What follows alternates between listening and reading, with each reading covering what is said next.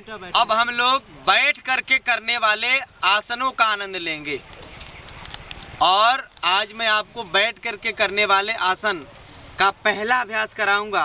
उसके लिए सबसे पहले पैरों को आगे आप खोल लीजिए पूरा, बहुत अच्छा अभ्यास।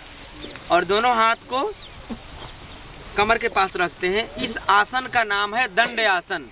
क्या नाम है इसका? दंड आसन। बहुत अच्छा। लगभग सभी आसनों की शुरुआत दंड आसनों से ही करते हैं। अब दोनों पैरों को मोड़ लीजिए, दाहिने को मोड़ लिया और बाएं को भी मोड़ लिया और एड़ी को फैला देंगे,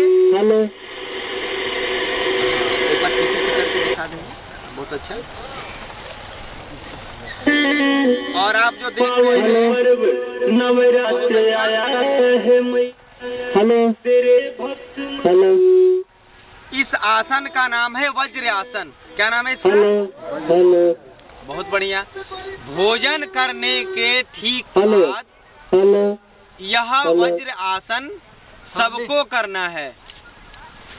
क्या करना है? सबको करना है। तो वज्र आसन करने से उदर संबंधी सभी बीमारियां दूर हो जाती हैं और ये दोनों पैर का पिंडली दबने से शौच भी बढ़िया होता है। तो आइए अब इस आसन में बैठ करके हम लोग मंडूक आसन का अभ्यास करेंगे। काट दो।